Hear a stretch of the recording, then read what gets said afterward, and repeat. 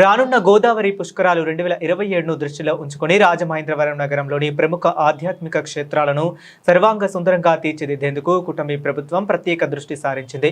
ఇందులో భాగంగా గోదావరి గట్టుపై వెలిసిన క్షేత్ర పాలకుడు శ్రీ వేణుగోపాల స్వామి వారి దేవస్థానంలో CGF నిధులు 30 లక్షలతో చేపట్టనున్న ప్రహరీ గోడ నిర్మాణం, దేవస్థాన అభివృద్ధి పనులకు రాజమహేంద్రవరం సిటీ ఎమ్మెల్యే ఆదిరెడ్డి శ్రీనివాస్ శంకుస్థాపన చేశారు. ఈ సందర్భంగా ఆలయ అర్చకులు ప్రత్యేక పూజలు నిర్వహించి ఎమ్మెల్యేకు వేద ఆశీర్వచనం అందజేశారు.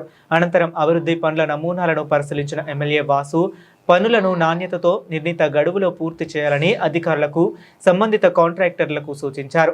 ఈ కార్యక్రమంలో ఆలయ చైర్మన్ కందకట్ల వీర వెంకటలక్ష్మి, డైరెక్టర్లు సుందరవెల్లి సత్యనారాయణ, పెదమల్లు రాధికరాణి, అర్లవెల్లి శ్రీనివాస్, పెద్దిరెడ్డి శ్రీధర్, ముత్యా మహతి, కండవల్లి కిరణ్ కుమార్, పెదపూడి రాజాబాబు, కార్యనిర్వహణ అధికారి, స్థానిక నాయకులు నల్లం శ్రీను, నిమ్మలపూడి గోవింద్, సప్ప వెంకటరమణ, మాటూరి సిద్ధు, పెంటపాటి సుభాష్, నల్లం ఆనంద్ తదితరులు పాల్గొన్నారు.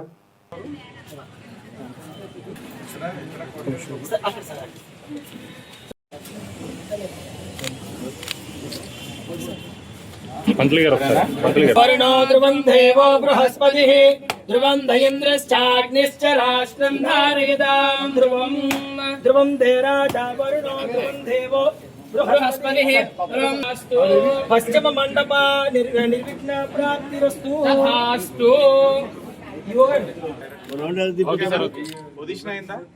Okay sir.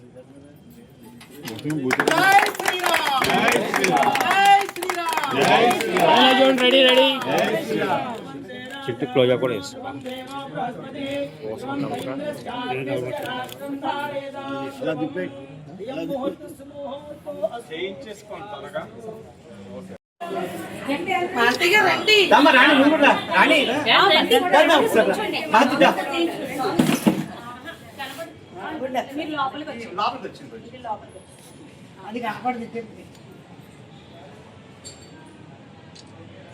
ఓకే అయిపోయిందా? Okay sir. ఒకసారి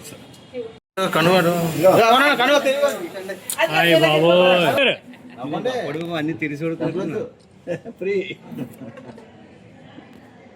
ఓకే ఓకే. కాదండి స్వామి, ఇక్కడ మాకు సత్రం ఉంది, ఎదురుగుండా ఉందండి, కళ్యాణ మండపం ఉందండి. అది కూడా కొంత పుష్కరాలు వచ్చే లోపల అది కూడా రైట్ చేయించాలండి. చాలా మంది వచ్చి చేసుకుంటారండి అదంతా.